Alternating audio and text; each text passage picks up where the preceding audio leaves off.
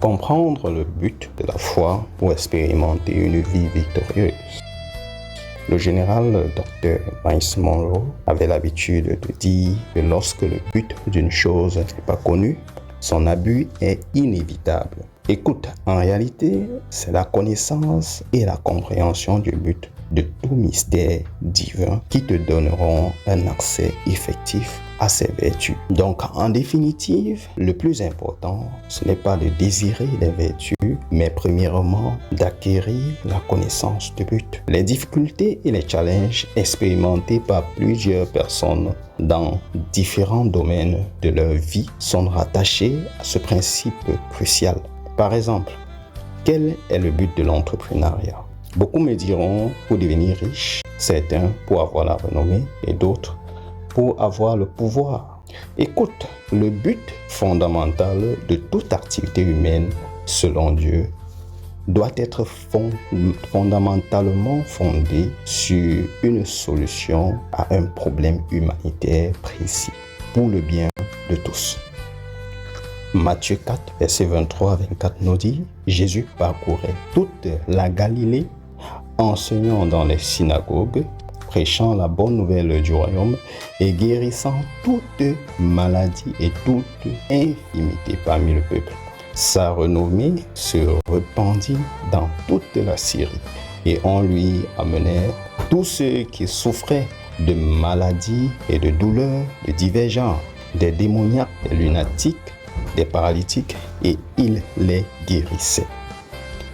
Écoute, la richesse, la renommée et le pouvoir, soutenus par les principes et lois divines, sont les résultats d'un impact positif communautaire et même global. Ce principe marche dans tous les domaines, aussi bien dans le domaine du mariage que familial, social et professionnel. Comprendre le but permet de gagner en temps, d'éviter les spéculations et les abus, afin de jouir pleinement de la direction divine pour devenir un succès effectif. Lorsque tu ignores le but d'un mystère divin, tu es automatiquement disqualifié pour jouir de ses vertus, peu importe ton espérance. Osée 4, verset 6. Mon peuple est détruit parce qu'il lui manque la connaissance, pas parce qu'il lui manque de l'espérance, la connaissance. Puisque tu as rejeté la connaissance, je te rejetterai et tu seras dépouillé de mon sacerdoce. Puisque tu as oublié la loi de ton Dieu, j'oublierai aussi tes enfants. C'est pourquoi il est important de noter que le but d'une chose révèle sa source. Le but révèle le mode opératoire, le principe de fonctionnement.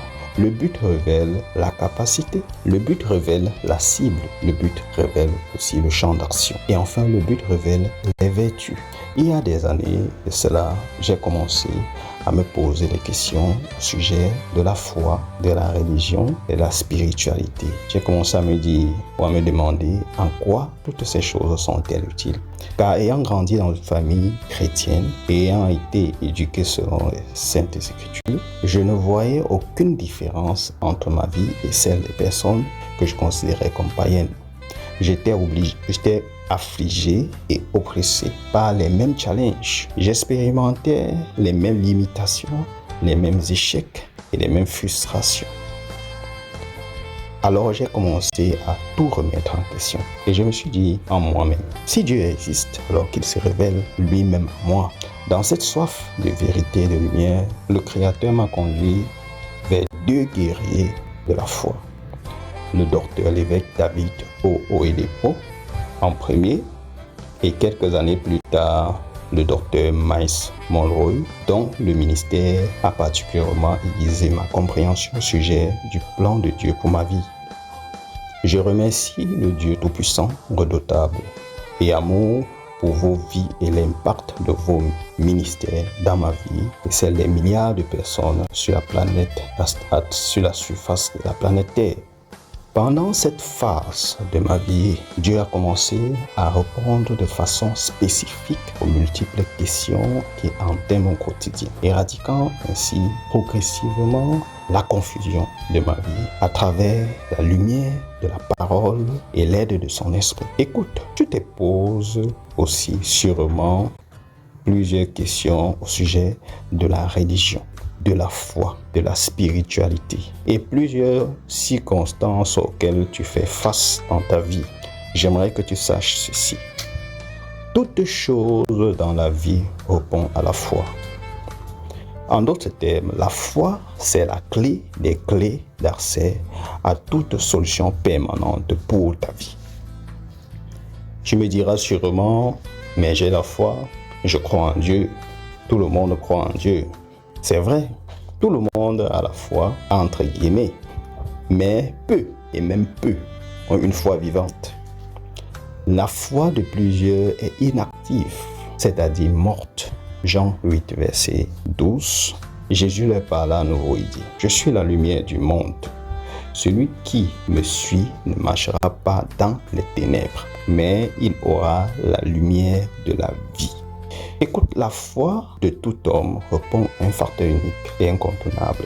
Son niveau de conversion en la lumière de la vie, c'est-à-dire en la parole de Dieu. Jean 1, verset 9. Cette lumière était la véritable lumière qui, en venant dans le monde, éclaire tout homme. La parole de Dieu est la véritable lumière qui a la capacité de éveiller et de donner vie à ta foi. C'est quoi la lumière de la vie? C'est tout simplement la pensée de Dieu révélée par Jésus-Christ, la parole à travers les Saintes Écritures. Jean 14, verset 6. Jésus lui dit, « Je suis le chemin, la vérité et la vie. Nul ne vient au Père que par moi. Nul ne peut atteindre le Père. Nul ne peut interagir avec le Père que par moi. » Matthieu 16, verset 19. « Je te donnerai les clés du royaume des cieux. Ce que tu liras sur la terre sera lié dans les cieux. Et ce que tu délieras sur la terre sera délié dans les cieux. » C'est-à-dire les clés sont dans la parole. Les clés sont dans la parole.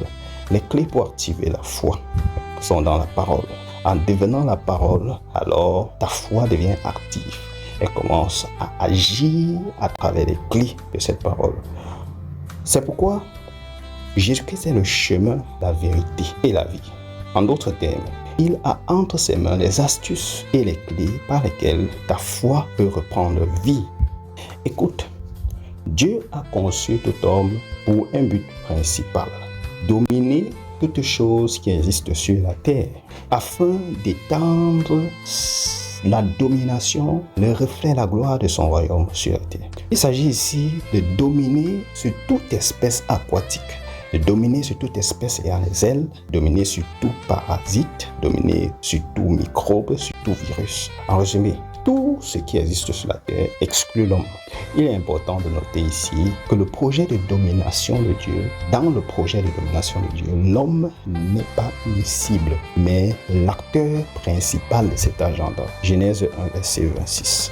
La parole de Dieu nous dit, « Puis Dieu dit, faisons l'homme à notre image, selon notre ressemblance, et qu'il domine sur les poissons de la mer, sur les oiseaux du ciel, sur le bétail, sur toute la terre et sur tous les reptiles qui rampent sur la terre. » Et il dit d'abord, faisons l'homme à notre image, selon notre ressemblance, afin qu'il domine.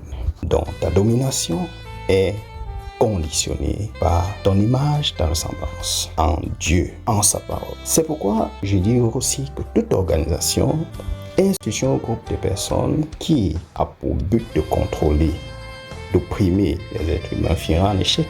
Ceci est certain, ce n'est qu'une question de temps. Maintenant, voyons à quel niveau est-ce que la foi entre en jeu. Hébreux 11, verset 6. Or, sans la foi, il est impossible de lui être agréable, car il faut que celui qui s'approche de Dieu croit que Dieu existe et qu'il est le rémunérateur de ceux qui cherchent. Nous avons vu plus haut dans Genèse 1, verset 26, il dit, faisons l'homme à notre image, à notre ressemblance, selon notre ressemblance. Et ici, dans Hébreux 11, verset 6, nous voyons que nul ne peut être agréable à Dieu, n'est-ce pas, sans la foi. Donc, nous comprenons que la foi, en fait, la foi est le rapport, est la concordance, est la cohérence entre notre volonté et la nature de Dieu, l'image de Dieu. À chaque fois que la foi entre en jeu dans une situation, la volonté parfaite de Dieu se réalise instantanément. Deutéronome 30, verset 19, la parole de Dieu dit, « J'en prends aujourd'hui à témoin contre vous le ciel et la terre, J'ai mis devant toi la vie et la mort, la bénédiction et la malédiction. Choisis la vie afin que tu vives, toi et ta postérité. Écoute, toute interaction spirituelle fonctionne par le principe d'accord et de choix. S'il n'y a pas d'accord et s'il n'y a pas de choix, il n'y a pas de communication. Il n'y a pas d'interaction. Donc en réalité, la foi, c'est notre capacité à s'accorder avec le plan de Dieu, son agenda et sa pensée. La foi, c'est le reflet d'un niveau de restauration intérieure en la nature de Dieu. Écoute encore ceci. Ce qui compte pour Dieu, c'est la raison qui soutient ta demande. C'est la raison qui soutient ton espérance. Dans 1 Samuel 16, verset 7, il est écrit, et l'Éternel dit à Samuel, ne prends point garde à son apparence et à la hauteur de sa taille, car je l'ai rejeté. L'Éternel ne considère pas ce que les hommes considèrent. L'on regarde à ce qui frappe les yeux, mais l'Éternel regarde au cœur. Tu lui demandes la guérison, un travail, la prospérité et que sais-je encore, parce que tu crois aux promesses bibliques en rapport avec ces choses. Mais désolé, le plus important t'échappe. Écoute, il ne s'agit pas de déclarer les Écritures ou d'espérer en les Écritures, mais de s'aligner avec l'agenda de Dieu révélé à travers ses Écritures. 1 Samuel 1, verset 11. Anne fit un vœu en disant, Éternel des armées, si tu daignes regarder l'affliction de ta servante, si tu te souviens de moi et n'oublie point ta servante, et si tu donnes à ta servante un enfant mâle, je le consacrerai à l'Éternel pour tous les jours de sa vie. Et le rasoir ne passera point sur sa tête. Écoute, cesse de penser que la foi, c'est juste d'espérer en Dieu. C'est bien d'espérer en Dieu. Mais l'espérance en sa parole seule ne suffit pas pour restaurer ta foi. C'est pourquoi beaucoup sont brisés, désespérés et abattus parce qu'ils résument la foi en une espérance profonde en la parole de Dieu. Matthieu 21, verset 22. Tout ce que vous demanderez avec foi par la prière, vous le recevrez. Pour que ton espérance produise un résultat effectif, il doit être soutenu par la foi, c'est-à-dire par l'accord de ta volonté en la volonté de Dieu. Ce que tu lui demanderas avec foi, car ce que tu demandes avec foi, c'est-à-dire en accord avec le plan et les desseins de Dieu, alors tu le recevras. En résumé, la foi agit selon une culture, une nature et un style de vie. Marcher par la foi, c'est vivre selon l'éthique de vie du royaume des cieux. Marcher par la foi, c'est vivre pour accomplir les desseins et le but de Dieu pour l'humanité. Marcher par la foi, c'est refléter l'image de Christ à travers ton attitude, ton caractère. Marcher par la foi, c'est s'allier à la parole de Dieu pour accomplir son plan. Alors, tu ne peux marcher par la foi et finir frustré. Tu ne peux marcher par la foi et tes prières ne sont pas exaucées. C'est pourquoi la bonne nouvelle, c'est que Dieu ne résiste jamais à son plan. Dès l'instant que tu marches par la foi, alors rien n'est impossible. À chaque fois que tes désirs ne sont accomplis, pose-toi une seule question. Est-ce que mon espérance est alignée avec le plan et le but de